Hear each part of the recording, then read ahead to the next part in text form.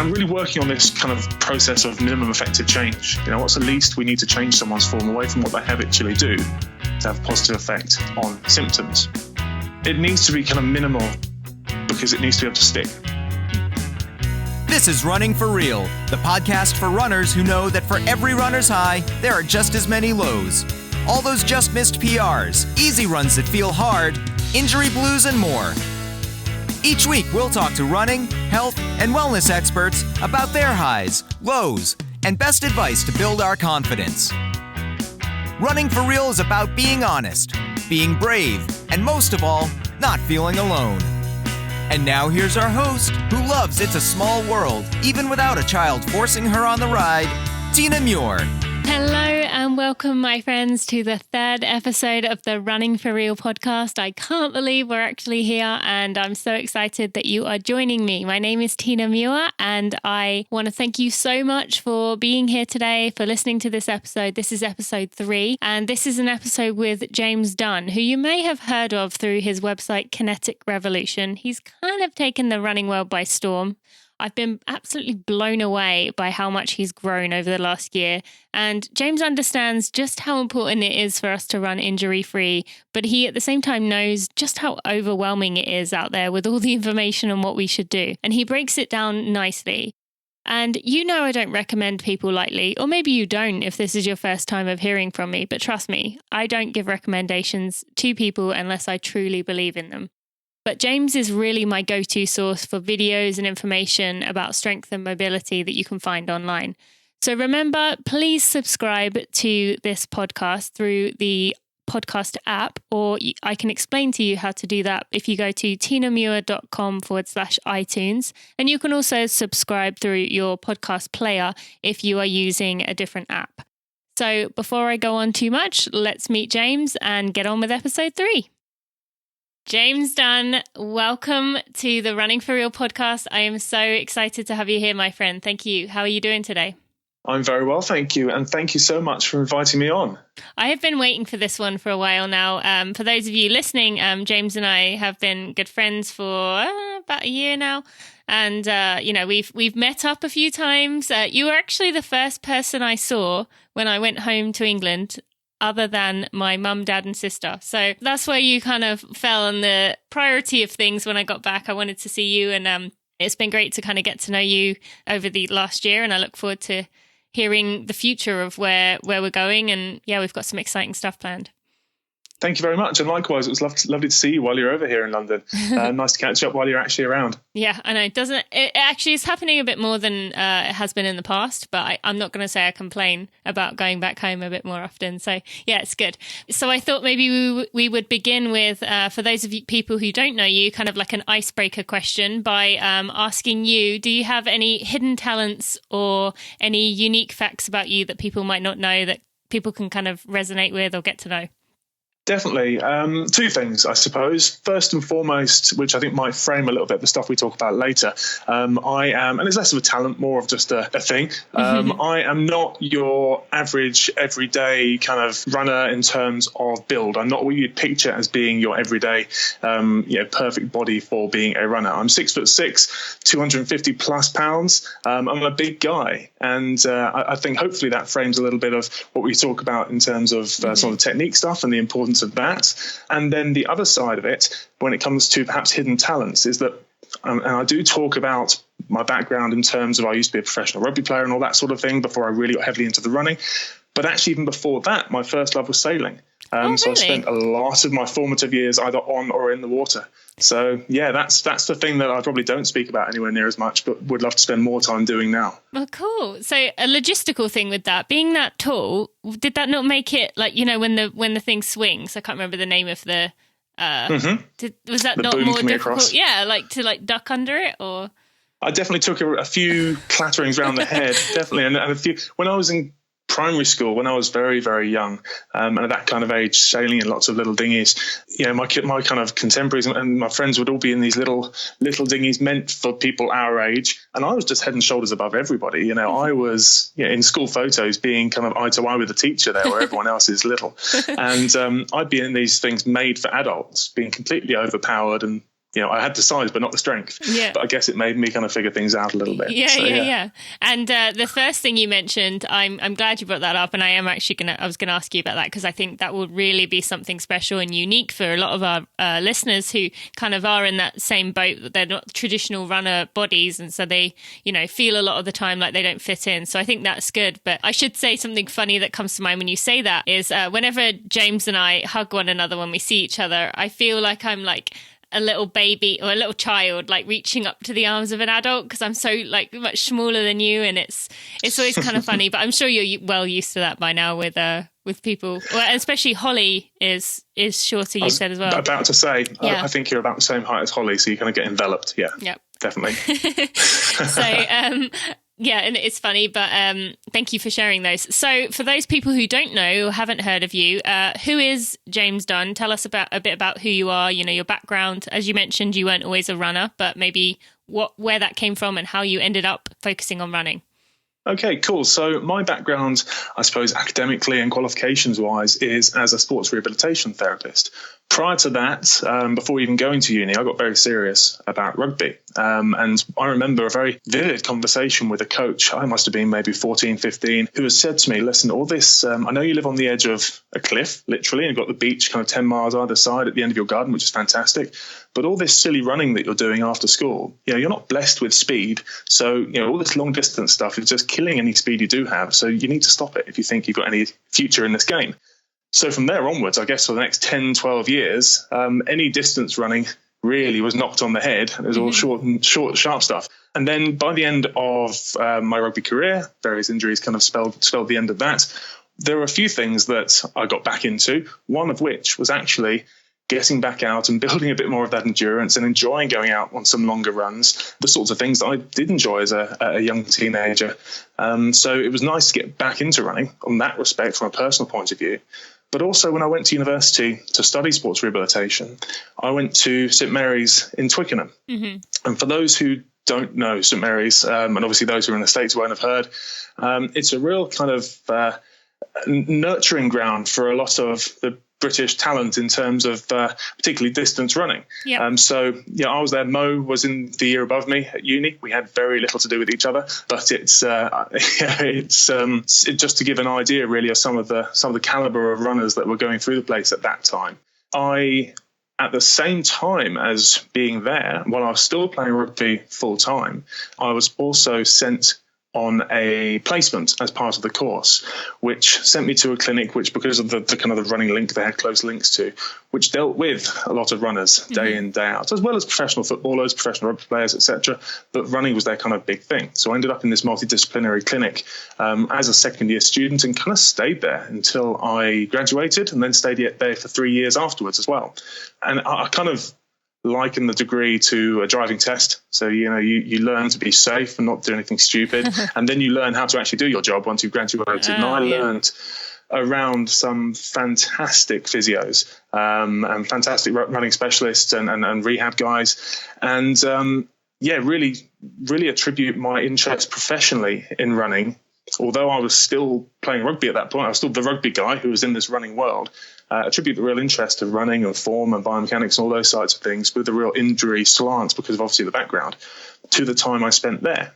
Now, with any graduate job, I'm sure lots of us are listening to this will be able to relate, you get about 3 years in and you realise that I'm probably done here and it's time to move on. So I then decided that what I really wanted was just kind of scratch the itch in terms of wanting to do my own thing, and then set Kinetic Revolution up at the beginning of 2010. And from there onwards, really, it was a case of not looking back and starting out with a very rough plan, knowing that I wanted to help runners with their injuries in particular, which, as a kind of alongside side of things, helps from a performance point of view, because I'm a big believer that really the performance gains in terms of thinking about things like technique and strength conditioning, et cetera, the real honest conversations to be had around potential performance gains, though, all come from the whole idea of if you can get injured less and get into a point where you're training more consistently, the performance will come from there. Wanted to help runners with their injury prevention stuff, with their injury rehab stuff in terms of both the exercises and the technique side of things. And the other thing I knew was I didn't want to be in clinic all day, every day. So I wanted to base the beginnings of the business upon a kind of model where I was trackside, meeting runners in the kind of the real world, as it were, and helping them not through just working on technique on a treadmill, which can be a bit sterile and unrealistic, but actually saying, right, let's get you onto the track, into the park, and let's be kind of more contextualized about it. Kind of went from there. And that was 2010, and it's now 2017. So God, where the hell's that time gone?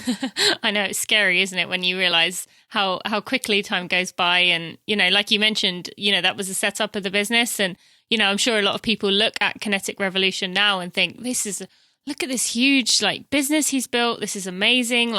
How did he get this overnight success? But you just right there have shown that this wasn't an overnight success. It was building over time. And now you've kind of just reached that point where it's growing. And, I've heard of a lot of friends and probably people listening who have heard of Kinetic Revolution, may even be part of your groups, which we're going to go to talk about in a minute. But it's been great to kind of see. And it just, when you said about, your background and kind of how this all came together, you mentioned about when you were playing rugby, how you kind of had to step away from running. So you always enjoyed running yourself, even the distance running side of things? Absolutely. And there's a story that my mum likes to rattle out every now and again. They're still in the same house, and between the kitchen and the conservatory, you've got a door, which is the glass panelled door. We had a border collie. So I grew up with border collies. At that time, we had a border collie who loved to run with me, but was beginning to age a little bit. And Cresta was her name. And there was one evening where I'd come home from school, I'd go and get my running gear, and I'd come down with my running shoes, and the dog literally bolted for the back of this door to hide in the kind of the little cove behind the door, just looking at me as if to say, do we have to really? We kind of figured that was the day when I think Cresta had enough running and she was getting a bit too long in the tooth for it. But yeah, we'd think nothing about going out for kind of 6-8 miles after school, just either one way or the other on the beach, and just get out there and stretch the legs. It was completely fundamentally the opposite to what I needed as a rugby player at that time, because I was a big skinny beanpole and I needed to put on size and work on speed, not burn calories and work on the whole kind of long slow runners make long slow runners side of things, which is kind of where I was finding myself. But now we can talk about that anyway. Yeah. And then do you think that kind of early upbringing of enjoying running was part of the reason why, when it came to which direction do I want to go in with Kinetic Revolution, it became more focused on runners? I think so. I think there was two sides of it. I think it's something that I knew I enjoyed on a fairly fundamental level. 'Cause don't forget, at that age, I had no clue what I was doing. I was just going out and it was fun. And the other side to it is, particularly in 2010, it's different now, I think. I think I was quite, particularly from an online side, into this kind of, we talk about niches in the kind of the online world. And I think in this kind of niche, I was quite early in there in doing what I'm doing anyway. There are running websites and this, that, and the other, big running websites, but not necessarily in the way that I'm now doing things. I saw it as being an area that wasn't being particularly well provided for in terms of particularly the technique side of things. Around that time, Christopher McDougall's book, Born to Run, just come out. People were talking about barefoot running and all this, that, the other. There was a lot of interest in, perhaps this is running form is something I should pay attention to. And a lot of people, I think, going too far down one end of the spectrum in terms of making big wholesale changes to their form, where actually a bit more of a practical approach might have been more appropriate. And I kind of tried to just jump in to that mid ground, more practical, more pragmatic kind of area, and talk in hopefully common sense kind of terms with a scientific background, rather than just either dumbing it down completely or going completely blinding with the science kind of route. So that's where the blog came from, really. And when looking back now, I try and describe the Kinetic Revolution blog in its early days and through to now as an opportunity for me to learn out loud. We spoke before we came on this call now, Tina, or before we started recording now, and you said to me, is there anything you don't want me to touch? Is there anything you don't want me to stay away from? And I said to you, just whatever, really. I'm happy to talk about whatever. And I'm also happy to say I don't know with things. And that's very much the philosophy that I've wanted to carry from day one. On one hand, stay in your lane and know what you know. On the other hand, be willing to just say, you know what, this is something that I'm trying to figure out. And that's very much the honest kind of approach that I like to try and take with things. Yeah. And that's one of the things I love about you, James, is that you really do, the things that you've researched very well, you give very thoughtful answers to, but then you aren't afraid to say, I don't know, which is something, which is difficult. I even find myself, I'll get people often say to me about running form, like, how do I stop myself from running bad? Or should I copy how other elite runners run? And I'm like, I don't know the answer to this. I don't want to give you the wrong one. And you're usually the one I will send people towards. Obviously, if they aren't willing to go the full 9 yards and get the full, $2,000 analysis. But I've always appreciated that you do kind of, you say what you know, but you don't mind saying I don't know, and therefore that gives you that respect of we trust what you say. And I really, when you say something or you give advice, I know every runner who kind of pays attention to you really does listen, because they're like, all right, if he's speaking out about this, he knows it. And that's been great to see. And I think there's a difference between I don't know, end of conversation, versus I don't know, let me introduce you to, or I don't know, but I'll find out. Exactly. And I think that's an important thing. Yeah. No. And I think in our world, sorry, Tina. No. In our world, I think there are too many people who are kind of trying, and it's especially when you're new into the kind of the fitness, I hate this kind of term, but the kind of the fitness expert kind of world, you almost kind of feel like you should have all the answers. Yeah. Or you're expected to have all the answers.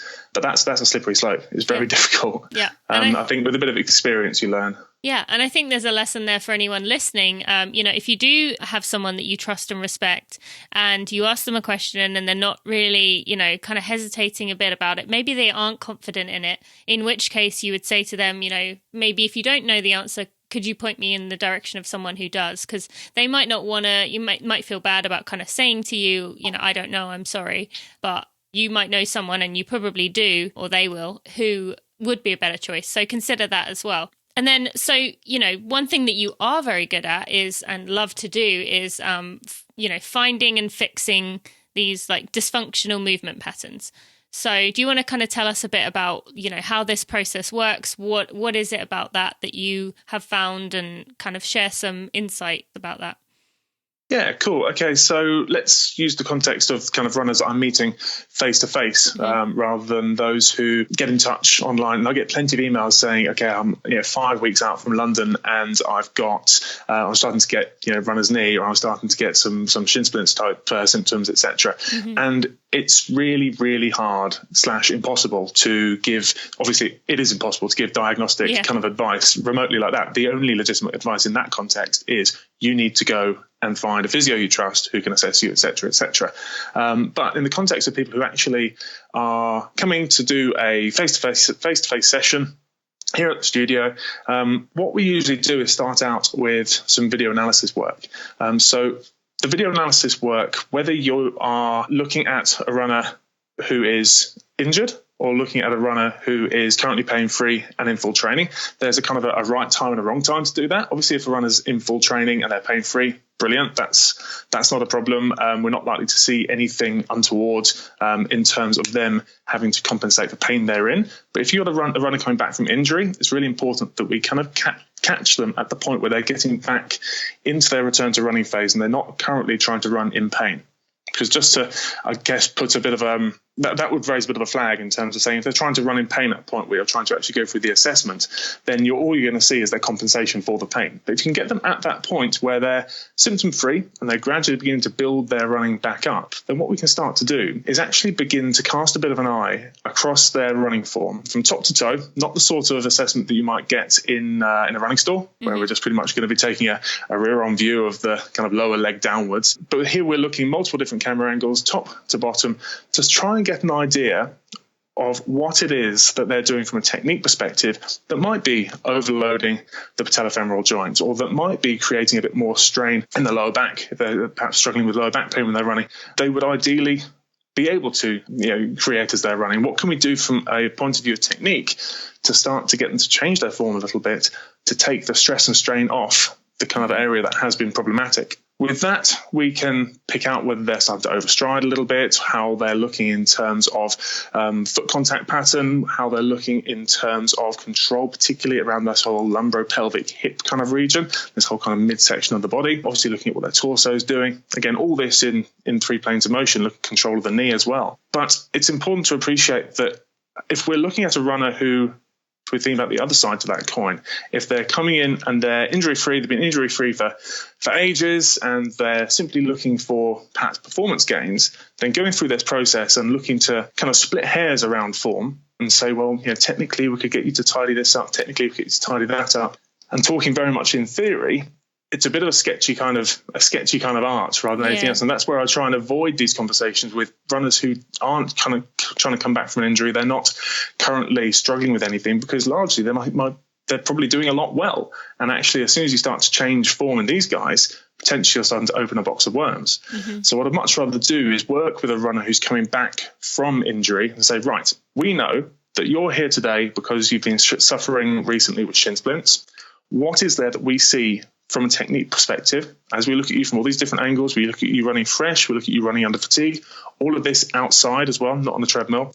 What can we see that we can biomechanically kind of reverse engineer and say, well, the trait we're seeing here, the fact that you're overstriding, landing that foot overly out in front of that more extended knee, that's going to be putting more stress through your medial tibia. Mm-hmm. That in itself is something which can be leading to the fact that you came down with your bout of shin splints 6 weeks ago.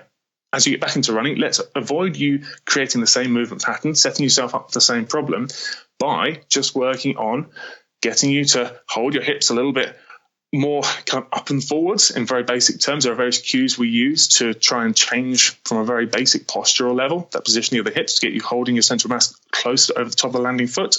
Perhaps we're working on as well increasing cadence to again shorten the stride and get you landing a little bit close to underneath the flexing knee. If the heel striking runner, as the vast majority of runners are, again, if we're talking distance runner, so let's say this person's training for Brighton Marathon, then I'm certainly not going to be taking them from a heel strike and then suddenly putting them onto their forefoot.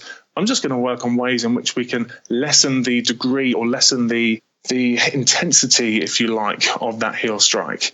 Just get them working on a more gentle, more controlled heel strike. So still within a pattern that the body recognizes, not starting from scratch, but kind of optimizing, if you like. Yeah. I'm really working on this kind of process of minimum effective change. What's the least we need to change someone's form away from what they habitually do to have a positive effect on symptoms? That's great. It needs to be kind of minimal because it needs to be able to stick.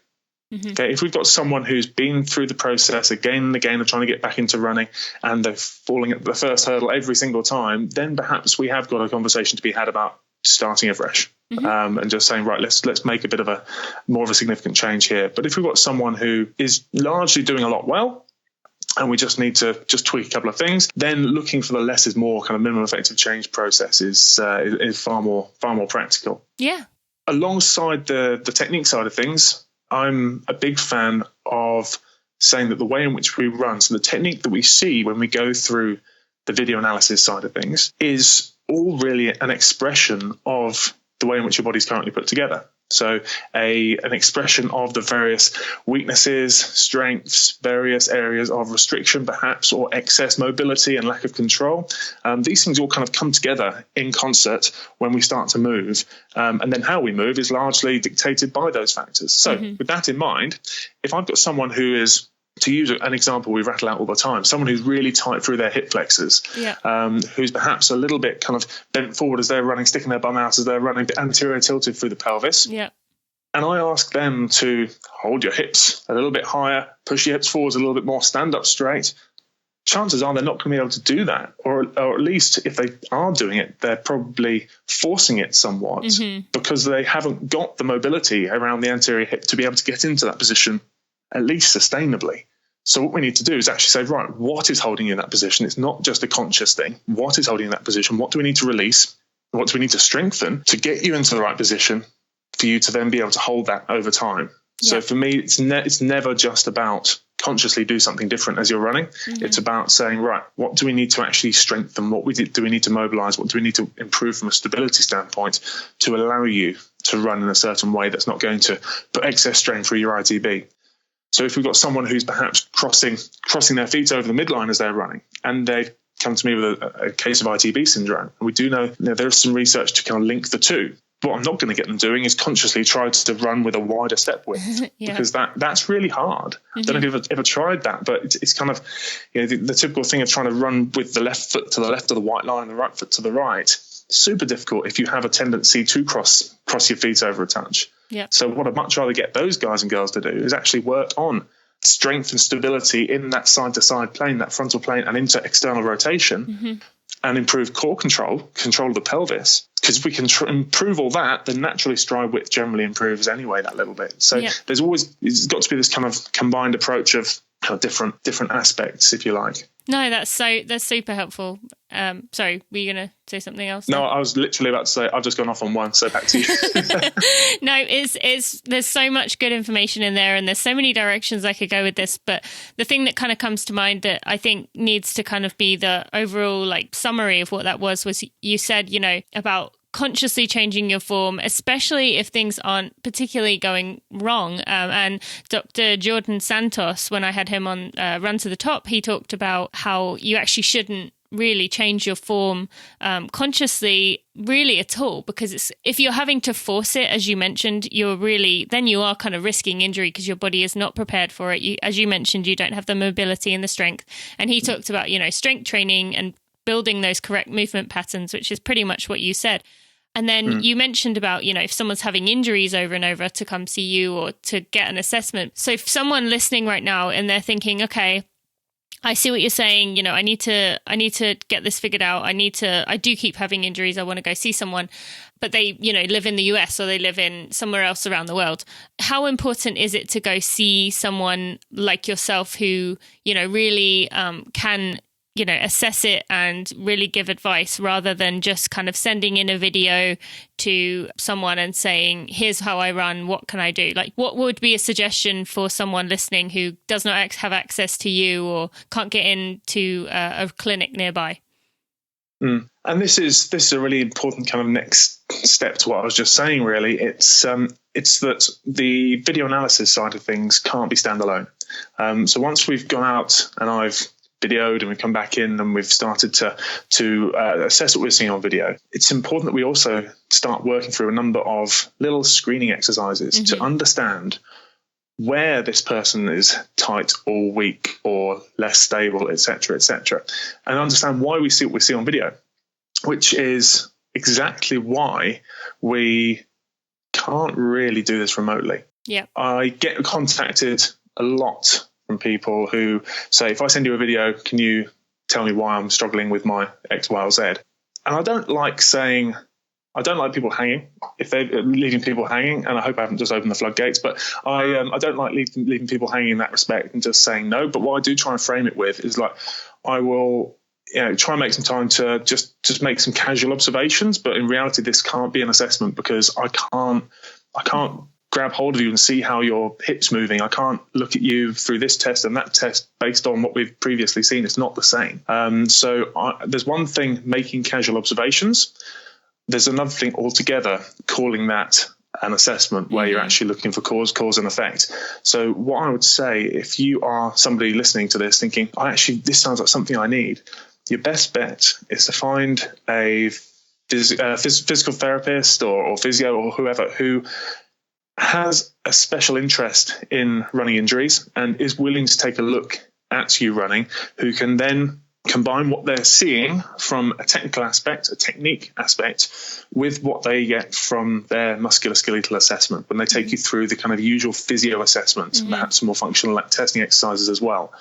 There's nothing, to flip that on its head, there's nothing more frustrating, and you would not believe the number of times I hear the story where people say, I've been to this physio and that osteo and this sports doctor and whoever else for this case of ITB syndrome or name a running injury, this recurring calf strain that I'm having, and it only ever happens when my running gets up to about 10 miles on a long run. I've been struggling with this for 18 months. So, okay, has anyone ever looked at you run? And they'd say no. It's absolutely baffling to me that if running is the only provocative factor to your injury and is why you have your injury, that no one's actually even just thrown you on a treadmill for a short period of time, as long as you're able to do so, pain-free.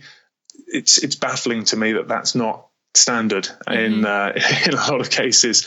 So for me, it's just make sure that if you are struggling with recurring injuries and you do think that this is something that would be beneficial to you and you do live in, let's say, Texas, that you go and find a physical therapist who will have a look at you running. And I don't want to kind of downplay what we do here, but it's not rocket science. It's literally, if you have a solid understanding of biomechanics, if you have a solid understanding of anatomy, you know what tissue is dysfunctional, so what tissue is being targeted and picked upon by the stress and strains of running, then you can actually start to it's almost like kind of a murder mystery, who done it. It's like, well, okay, so I can see that your rear foot is moving like this as you load the ground, and you're also in this position in terms of posture and your X, Y, and Z, and oh look, little tibialis posterior tendons being picked upon. Well, we can actually start to offload tibialis posterior by giving you this and changing your running in that respect and giving you these exercises. If you don't look at them running, then you don't know how their body moves when they run.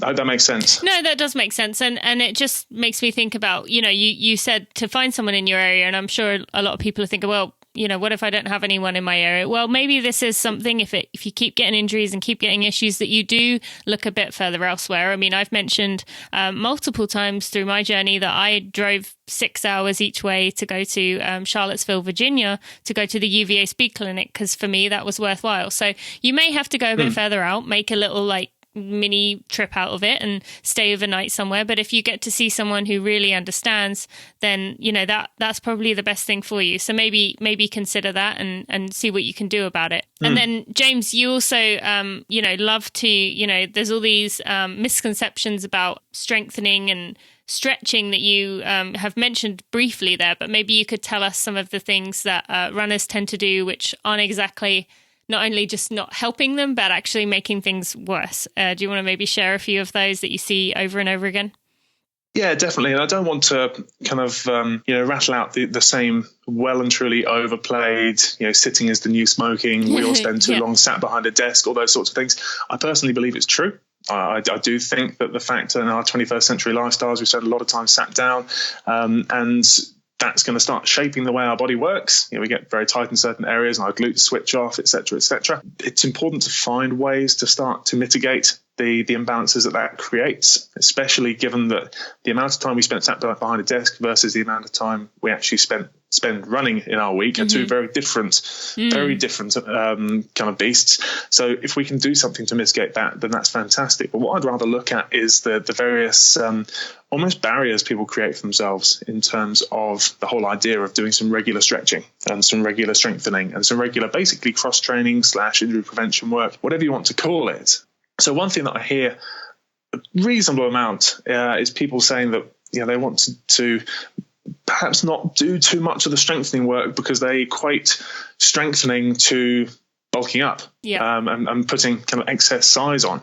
And of course, when it comes to distance running, it's important that we, especially when we go more down the kind of performance side of things, we think about our body weight versus body weight to strength ratio, that kind of thing, because to a point, leaner is faster. But it's important to appreciate that strength exercises aren't what's going to bulk you up. I mentioned earlier, I went back to the whole rugby thing. I think about me as a teenager and into my early 20s. I spent hour after hour after hour in the gym, and I could not put weight on for love nor money. Strength was improving all the time, but bulking up just wasn't happening. Part of that is my nutrition was, let's say, suboptimal to be generous, but it was pretty rubbish. And on the other hand, the other side of things, I was just burning a lot more than I was putting in the tank. And to be able to put the size on, to be able to even see significant increases in lean mass, so increasing increasing weighting in good weight, as it were, you need to be eating accordingly. And if you can't get that in, if you're not eating, put it like this, if you're not eating like a bodybuilder, you're not going to bulk up like a bodybuilder. If you're strength training and you're running and you're keeping your nutrition in check, you'll find that while you may notice that certain areas tone up, which is very different to laying down big amounts of muscle mass, you notice that certain areas tone up, you're not going to start bulking up in such a way that's going to slow you down. Yeah. If anything, the benefits in terms of injury prevention are going to vastly outweigh any minuscule increases in body weight that you have as a direct result of strength training. So yeah, it's just to try and break that mentality is an important one to start out with. Is that something that you hear a lot, people? Yeah, I mean, about that? I think it's starting to change. I've started to notice that, myself, I had that same fear when I first started strength training and weightlifting a little bit. But yeah, I totally agree with you. I actually feel a lot more confident in my body now with the strength training, seeing those muscles kind of tone up than I did before. So, it isn't bulk by any means. And I've been eating a lot more protein over the last few years, which in theory should make me bulk up, but it hasn't. And, so I totally agree with you there. And one other thing, you mentioned it briefly, but you said about the sitting thing. So for people who do sit a lot, or they sit all day and then they just kind of do that bend over stretch and bend down to the floor and think they're stretching their hamstrings and that's going to make it better. Do you want to maybe share some of the stretches that runners might be listening right now thinking, oh, I do that, and then be like, oops, shouldn't do that anymore? I tell you, a similar thread actually. While talking about hamstring stretches, as you're talking about there, people sort of bending over trying to touch their toes. One thing I see loads of, and I think it's largely the way the majority of us were taught to stretch our hamstrings. Is when we're either going to put one leg out in front of us, toes up to the sky, knees straight, and again we kind of ideally keep our back straight and reach forwards, and we feel this kind of burning, little bit of a kind of burn behind the back of the knee, and we go, oh yeah, that's my hamstrings getting a bit of a stretch. Or we put our foot up on the chair or the desk or the sofa, and again straight knee, bend forwards, we feel that. I think there's a real misconception of what that kind of burning sensation behind the knee is. What you're usually feeling there, if you're feeling that kind of distinct burn, that's you putting a bit of strain on your sciatic nerve. Okay, if you actually get into a position, and there's a video that we could perhaps link to in the show notes maybe, into a position where you're starting with a bent knee and then coming forwards into flexion, so bring your torso forwards as you're coming to more hip flexion, and then start to straighten the knee out, you'll actually feel far more of a stretch in the muscle belly of the hamstrings themselves, back in the kind of the middle of the back of the thigh. And when I show people that, and they realize that, oh, that's what a hamstring stretch should feel like, not what I've been doing all this time. That in itself can be a bit of a kind of a moment of, perhaps I need to address a few of these things because perhaps what I've been doing hasn't been as effective as I thought it had. So yeah, in terms of other kind of misconceptions as well, people wanting to perhaps not buy into the whole strengthening side of things as much because they're concerned about having tired legs for the key session the next day. Yeah, that's so true. Super important, and that is true as well. It's one of those that you do need to make sure that you're picking and choosing your battles, as it were. You're looking at how your week's going to pan out, and you're not combining a heavy strength day the day before you then go out the next morning perhaps and do a heavy interval session or intense interval session. It's kind of planning your week so that you're definitely incorporating an out-and-out rest day. That's super important, and not kind of jeopardizing your rest day by saying, I could slip a cheeky little hour session in the gym here. Rest is rest. Yeah. That's really important. And just making sure that you are just focusing on form above all else when it comes to your exercises. I talk a lot about running form, but when it comes to the exercises, if you are absolutely done by the end of your track session and any lunges that you may have had planned as part of a little strengthening circuit are going to be a little bit shaky to say the least, let's try and find a better time to do that in your program rather than just compromising form and just ticking the box. Form has to just trump everything. And that in itself as well also leads into another one of the misconceptions I wanted to talk about, but two more. One I wanted to talk about, which was the difference between strength and stability. And I am bad for this. Even when talking in front of a bunch of people, I'm teaching a bunch of physios this weekend, in fact, down in London, I guaranteed I'm going to have to catch myself a couple of times and correct myself when I say strong, when I will say strong when I mean stable. And I'll say strengthen when I mean stabilize. There's a difference between the two. You can be strong as an ox in terms of being able to do single leg pistol squats to the ground. But then when we put you in a position where we're actually looking at the quality of those movements, and we find that as much as you're able to get on one leg, bum to ground and back up through the single leg squatting movement, if your hips heading out to the side over there and the knees drifting in towards the midline, just because you're strong enough to get away with that doesn't mean that there's not benefit to be had in terms of working on the stability side of things. So this is where we can think a bit more smartly about the previous point around tired legs and making sure that we're getting the adequate recovery before your key sessions, is that we don't need to always be smashing our legs in terms of big compound movements in our strengthening exercises, lunges, squats, deadlifts. We don't always need to be doing that. For us runners, which again, back to the rugby thing, if you're playing rugby, contact sport, you're dealing with pushing big external loads, you need to train with resistance. Runners, our thing is we move our own body weight. We need to get good at moving our own body weight efficiently, effectively, and quickly. And the important thing from our point of view is to be able to actually control that body weight. So if you've got a big session planned the next day and you've got a bit of time the previous evening for some strength work, there we go, I said it, strength, I meant stability work. And that wasn't planned. You caught yourself there. I did. And you've got time there. Your best bet might not be to completely cook yourself by doing a big set of lunges and squats, etc. Your best set might actually be to start working on some balance work, to start working on some little kind of single leg squats, mini squats. Okay, so little gentle knee bends where you're just moving up and down 4 to 6 inches, but you're being so specific in terms of the position of the knee and the position of the hip in front of a full length mirror. Stuff that's not going to tire your legs out, but is going to help your body learn how to be better from a neuromuscular point of view at controlling itself. Those sorts of things are so powerful, and they're not going to tire you out. As we move into taper weeks, and this conversation I'm obviously having a lot right now, back right off the strengthening side of things, back right off. Perhaps a little bit of the balance and stability work won't go amiss. I focus a little bit more on some glute activation work. That would always be worthwhile. But other than that, just basic mobility work. Just use, if you're doing a 2-week or a 3-week taper, whatever it is, that time while you're in that taper period, mobility only is the basic way of putting it, and just stick with mobility exercises that you've done the whole way through. Don't go, hey, listen, look what I found online, and then suddenly realize that was a bad idea. Just as with everything else, nutrition, kit, stick with tried and tested, and just knock the leg taxing stuff on the head, and work through your taper as you otherwise would.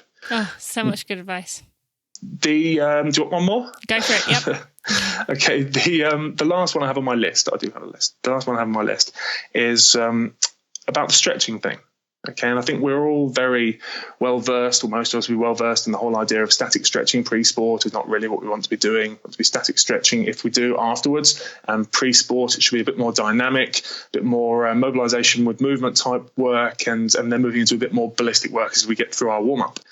The thing, though, that I get asked about a lot is the whole idea, and generally I get sent links to articles that say runners shouldn't stretch. Full stop. And again, in this world where we love to read the headline and then that's it, that's not great. And sometimes even in the body of these articles, they don't really go much beyond what they just said in the headline. It can't be painted as black and white like that. Okay. Yes, there are definitely runners who are more down the perhaps hypermobile or towards hypermobile route, who've got lots of range of motion. My other half, Holly, she's of all things, she's a pole dance instructor, and she works on her flexibility every single day, and her flexibility is fantastic. But she'll be the first to admit that when it comes from a running point of view, that probably hinders her running, because she's got range of motion for days, but her stability is not so great. So we have to be very careful when she says, I want to train for a 10K, because you need to be a lot better than you are right now in terms of weight bearing, weight bearing control. So if you are a runner in that end of the spectrum, then you need to work a lot less on the stretching side of things. That's probably not your biggest worry right now. And probably you do fall into this category of runners don't really need to stretch. You need to focus on controlling the range of motion you have. If you're me, and I use this comparison quite a lot, in the other room we've got a dancer and here we've got an ex-rugby player. So as you can imagine, from a range of motion point of view, I have to fight for everything I've got. The stretching side of things, I'd be completely and utterly up the creek without a paddle if I didn't stretch alongside my running to make sure that I maintain hip mobility, I maintain the already poor range of motion I have around my ankles in terms of weight-bearing dorsiflexion. So from my point of view, because I have less range of motion around those key joints, I have less instability, I have less range of motion to worry about. So actually the stability side of things, while important, isn't as important as it is for Holly, but I need to work on making sure that I can keep that range. When we say stretching isn't good for runners, what method of stretching are we talking about, and which runner are we talking about? Because runners is a very general term. And also which joint. Around the ankles, we want to see that we've got just enough, think of it as kind of spring around the ankles, just enough range of motion to be able to get through running gait unimpeded. So we need about 40 odd degrees of weight-bearing dorsiflexion. But we also need to have enough muscle. So elastic recoil is the word I suppose really should be looking for through that calf complex to be able to actually be efficient in terms of getting some of that passive sort of free energy, if you like, as the foot loads and then we ping off onto the next stride from the ankle. So we don't want to necessarily spend a lot of time stretching our calf and kind of plantar flexor complex unless we have significant deficiencies there in terms of range. Whereas at the hips, if we think about what elite runners look like, if you get this picture of some elite runners in your mind's eye, the hip range of motion is fantastic. The hip range of motion is much more than your average John and Jane behind a desk. So we need to, in most cases, for us, us recreational runners need to work on actually finding a bit more range of motion. What we see a lot of the time is instead of having kind of springy ankles and mobile hips, we have very bunged up hips, gunked up hips, restricted hips, and pretty poor control at the ankle, which needs work. We see kind of the inverse. So finding the right areas to stretch and avoiding other areas to stretch where you've already got too much range of motion is kind of what it all boils down to. And making a blanket statement like saying stretching is bad for runners is a bit too simplistic. Yeah. Some stretching is bad for some runners. Some stretching is also the only thing that holds some runners together. And great. Oh, so much gold there. And, I'm sure that there's, people listening have got so many questions from that. I will say that actually recently I was having lots of issues with my calves and I went to see Dr. Stephen McKind and of Perfect Balance Clinic. And he was saying to me that, this is in England, he was saying to me that actually I had that issue of being my ankles were too flexible and I wasn't getting the hip extension because they had become too flexible and I wasn't able to get that push off and needed to increase the stiffness. And he recommended, plyometrics, which I've been working on with Drew. But for someone who, let's say they're listening to this and they'll be like, okay, well, how do I know? Is there some kind of maybe way of knowing any kind of like stretch or something people could do to know which side of the fence they fall on? Yeah, absolutely. If we're talking about ankles in particular, what I can do is in the show notes as well, if you email me after this, Tina, I'll find you the link. You can, there's a very simple knee to wall test that you can use, which will allow you to get an idea in terms of how much weight bearing ankle dorsiflexion you have available. We're looking for a kind of a range of kind of 37 to 40 degrees of dorsiflexion in terms of the way in which the tibia, the shin bone, comes forwards over the foot as you keep the foot nicely aligned forwards rather than turning it out at all. If you've got way more than that, so if we're kind of in the 50 plus degree range, which I do see relatively frequently, then that's again where the area to work on is going to be your ability to control the range of motion you have, and perhaps, as you were told quite rightly, work on perhaps a little bit of plyometric work to increase that ankle stiffness. At the other end of it is where we've got people who really, really struggle to get anywhere close to that range. They're going to be pretty limited in terms of ankle dorsiflexion.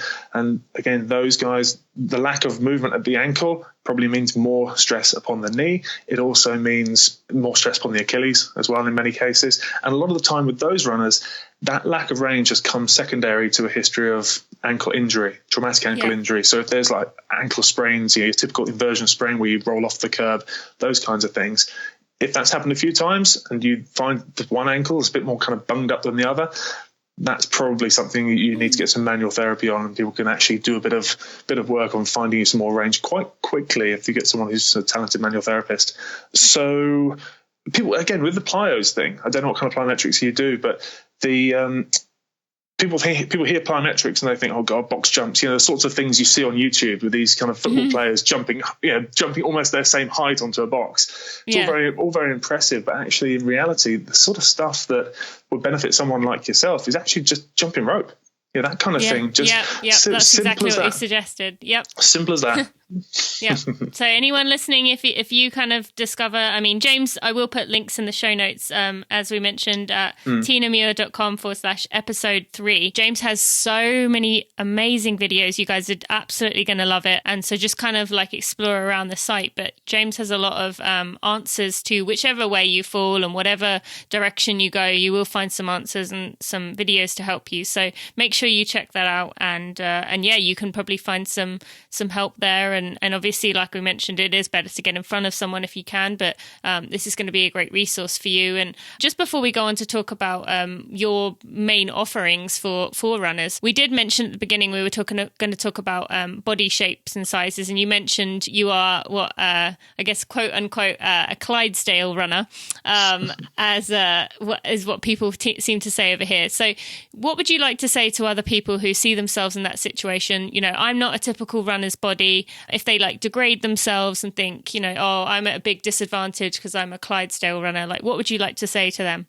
There's absolutely no reason for that to become to put a limiter on your running and to become something which is going to put you off or what have you. It's something which, if anything, just puts you into hopefully a bit more of a mindset of saying, well, what can I do to make running a little bit easier on me? If I'm running alongside Holly, who, she's got a lot less to carry than I have, there's no reason why I can't still be aware of form as much as anything else to start to be as simple as just listening to my footfall.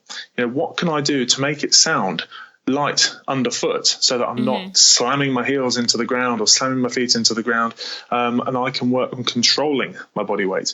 Again, depending on whether you're carrying a lot of excess weight or if you're just a big guy or a big lady, it doesn't really affect the fact that you can still be very aware of how you're moving. You can still think about posture and still think about moving in such a way which is going to be less attritional on your body.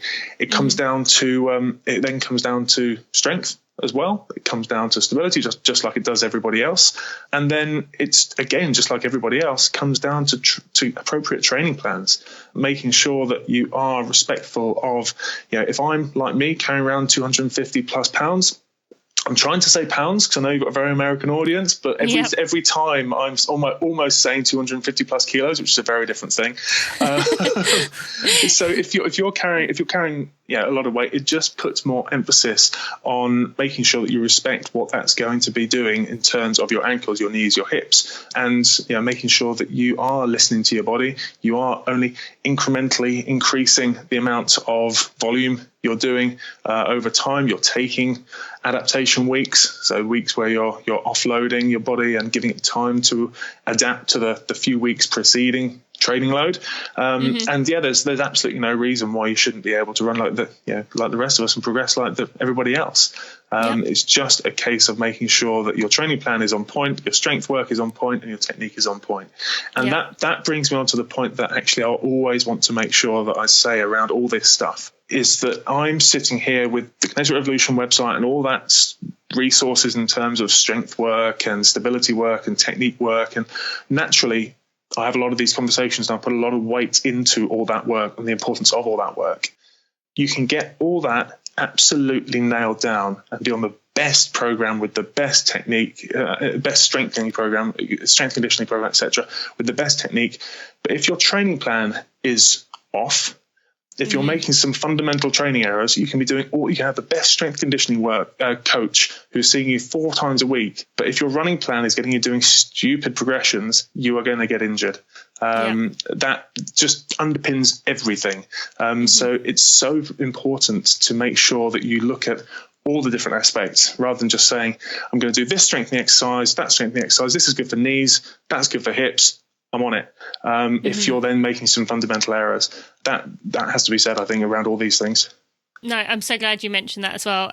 Drew actually likes to say that runners are like cogs. and you have all the pieces that fit together to make the machine run smoothly, and each cog kind of fits nicely together. But if one of those cogs is off, then it doesn't run nicely. And so, yeah, the training one is obviously a huge part of it, especially, injury wise. Yeah, you said you can do all the injury prevention in the world, but if the training is off, that's such a huge part of it. So I'm glad you mentioned that. And so then with that, you have lots of things that you can offer people on the website. But then further, if people have really liked what you've been saying today, do you want to tell them about the two main offerings that you have, it being the 30-day challenge and your Bulletproof Runners group? So maybe explain what each of those are and how people can get involved. Cool. So yeah, the 30-day challenge is the big one that I really like to point people towards, because it's a program that I actually put together in 2014. Has been running ever since then, and it really is, whether you're a new runner and new to the whole kind of strength and conditioning side of things, or you're a runner who's just looking for something a little bit different in terms of changing up. Perhaps you've been going to body pump a couple of times a week alongside your running, but not being super specific. It's just an opportunity to be taken through in a month a number of different little phases where we focus on some basic hip mobility and balance work, then some strength work, then we get back to a bit more advanced mobility work, and then some resistance band work, and then even some running technique work in a very logical, methodical, but also, and this is what I really like, the kind of the little and often approach, the approach where you're spending 15 minutes or so a day, and it is a 30-day challenge, so a lot of people do take it as such. So I'm going to do this every day for the next 30 days. And it's laid out like that. But also, again, in the Facebook group, which we have accompanying the challenge, I do make a point on a regular basis to say it's a 30-day challenge, but if you need 45 days to do it, take it. It's a 30-day challenge. But if on day 7 is a challenging day because we go from one phase to another and it adds a bit more strength work in, if on day 7 that happens to be a Sunday and you've got a half marathon to run, perhaps we're best not doing that on day 7. Perhaps you're best pressing pause and leaving that till day 8 or day 9 and then getting back on it. That's where the Facebook group, which goes alongside it, works really well. But it's just a really nice introduction. We've had tens of thousands of people go through it over the last couple of years, just introducing them to some new exercises they might not have seen before, and some combinations of exercises that work really well together that they may not have thought of before. The best thing is it's completely free. Yep. There's like I said, there's a Facebook group that adds support alongside it, which is support from me, but also community support. That's the nice thing about having so many members through it, is that we all kind of talk about it and talk to each other in terms of adding advice and problem solving. And that really, for a lot of people, becomes then a bit of a start point to say, right, I'm going to use this as an ongoing resource now. I'm going to dip back in and out of the 30-day challenge. People in 2014, when I launched it, said, this is fantastic, but what happens if I don't finish by the end of, I think it was, maybe it was March or something that I launched, May that I launched it. What happens if I don't finish by the end of May? So I've got no intention of taking this down. This is something which stays up. It's a resource, and I know for a fact that there are plenty of runners who are on the 30-day challenge list who are just going back and using it again and again and again as their ongoing resource. There is an opportunity at the end of that to then actually say, well, I enjoyed that so much. Let's see if we can do something which is a bit more structured in terms of changing up the program every week and become a member of a bit more of a structured community again, which is the Bulletproof Runners program. And the Bulletproof Runners program, it's a paid program. Okay, so it's an upgrade, if you like. And what we do as a small, again, community, all kind of centered around the members area on the Kinetic Revolution site, but also another private Facebook group, is we have a program set every Monday, which uses the same little and often approach. So kind of 15, 20 minutes worth of exercises, mobility work, stability work, strength work, but has a little bit more guidance in terms of being able to switch things up from an individual point of view. So as much as we all start on Monday and we say, right, this week it is this exercise, and this exercise, if someone, we've got a couple of runners who are nursing shoulder problems at the moment, one from a cycle crash and the other from a ski injury. So if I program side planks, then side planks are going to be a problem for them. So that's where we have these conversations in the Facebook group and say, okay, for you, let's get you doing this, and for you, rather than having the same adaptation, I know that actually you've been struggling with that injury and kind of years gone by, so let's actually strengthen your other weakness, which is here, and we get a little bit more bespoke and a bit more personal about it. And it's really nice. That's been going just over a year, and it's really nice to see the growth of the community in that respect as well. And again, we have regular Q&A sessions and various kind of added Facebook Live sessions. So on a Monday, I take people through the workout, it's literally rep for rep, and show them what to focus on, what to focus on avoiding as well. So common errors with various exercises, and it's been very well received. Yeah, so that's again something which some people decide is for them off the back of the 30-day challenge. But what I'd encourage your listeners to do is hop onto the 30-day challenge, take that free information and run with it, if you excuse the pun, and then there's no pressure on the Bulletproof Runner side of things. It's a standalone program.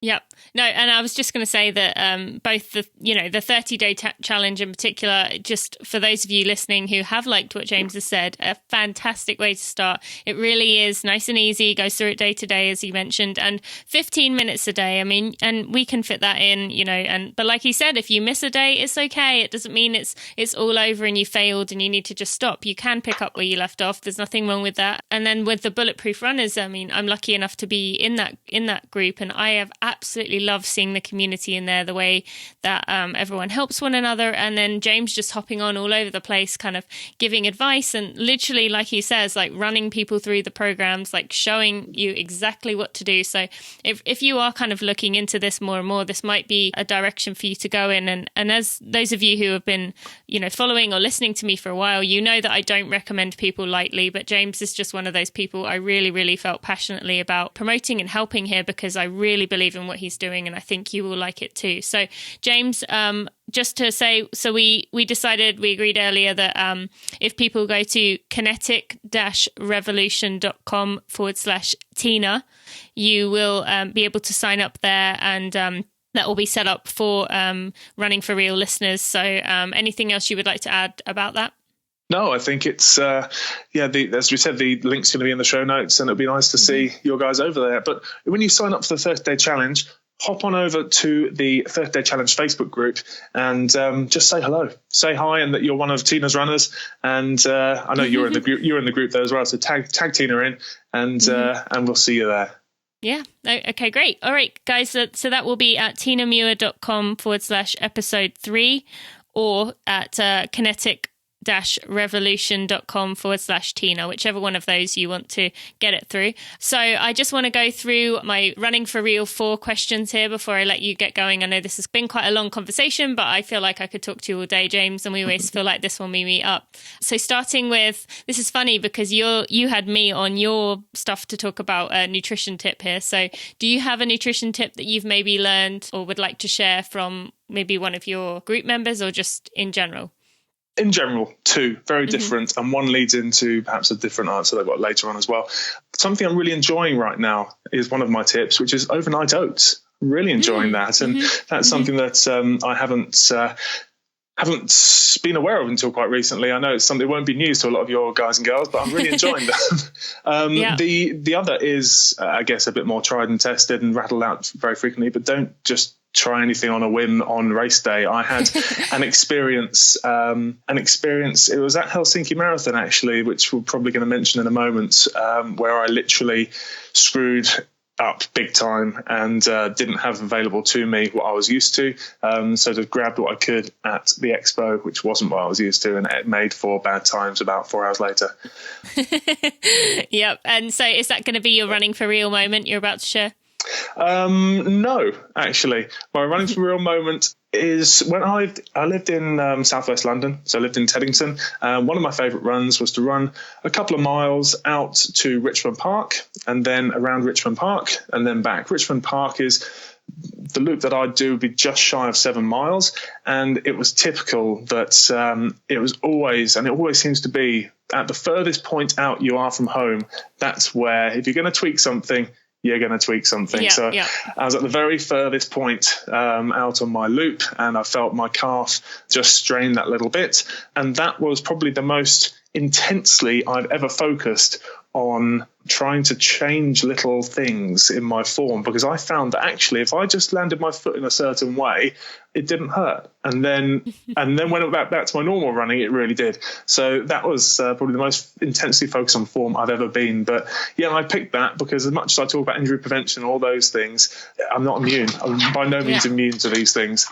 Yeah, no, great. Thank you for sharing that one. And, it is something that, it happens to all of us. And as you mentioned, furthest moment away. So thank you for showing that, you're human with that too. And what about a high moment for you?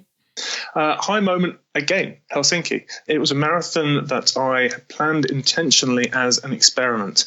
And this is a conversation, a story for another day, but I wanted to know what it felt like to run off little to no training. So ahead of that, for about 12 weeks or so, I did about 5K a week just to keep the legs turning over. And it was a weird experience to know that you're standing on the start line, one of the least fundamentally prepared people there. Managed to get around with a few GI problems, but sub 4, which I was happy with. Yeah. Finishing on the track at the Olympic Stadium there. It had been a painful afternoon, and I had a little. I'm not surprised. I had a little moment, put it like that.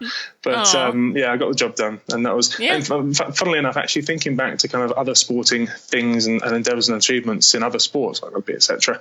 It had been a while since I had actually felt like I'd achieved something, and that's kind of what I felt like there and then, which I think why I had a little moment. But there we are. Nope, that was a great one. Thank you. And finally, what do you tell yourself while you're on the start line? Literally in the notes, I've written here, slow TF down. It's just pacing. It's just just don't do what you always do, which is go off too fast, regardless of the distance of the race, every time. You know those conversations. So, yeah. That's funny. Then when I was, James, when I was mentioning to you a few weeks or months ago, and I was saying about things I wanted to create, and the first thing I said to you was about how to teach us. One of the courses I want to create is how to pace yourself. Do it. So you better be my number one sign up there. First sign up. I'm on it. Okay. And then finally, I ask people to show us their running for real power pose, which we use hashtag R4R power pose. And you don't have to say yes, but would you be interested in showing us your power pose in a picture and sending it to me or tagging me in it? So 100%. I thought you were asking me to be spontaneous, and that wasn't going to work. But yeah, 100%. Yeah, I know. Yeah, so your eyes widened then in fear. What is she going to ask me? What am I going to do? Yes, 100%. You let me know what I need to tag, and I'll do that for you. I will definitely do that. All right. And what about for people who want to find you? We have mentioned the website. Any other accounts you would like to mention other than the ones you've already said? Cool. Yeah. So obviously there's the website. Instagram, which I need to do more with, is /Kinetic Rev. Same on Twitter. And then in a real branding fail, the YouTube is /James Dunne. Well, at least it's your name. At least it's not like James Dunne 112 or something. Like, true. At least it's just your name. So true. Yeah, I have my Instagram is TinaMuir88, and that still like bothers me, especially because the original is empty. It's not even being used. So, I just can't get to it. But yeah, it works. At least you've got it as your name, and people associate you with Kinetic Revolution. So, James, my friend, thank you so much for coming to talk to me today. This has been so insightful. I really appreciate it. And I look forward to hearing how many people sign up and join you as we move forward. Perfect. And thank you very much for inviting me on. It's been a pleasure. So if you know me, you will know that I do have an amazing strength coach, but I have still learned a lot from James in this episode, and just through knowing him and being in that Bulletproof Runners group that he mentioned. I'm sure you learned a lot too, and make sure you go to kinetic-revolution.com/Tina to sign up for his 30-day challenge. And you can also access it from the show notes for the day, which can be found at tinamuir.com/episode 3. Now, episode 3 was this one. We also had a first one. Episode 1 was kind of what running for real is all about.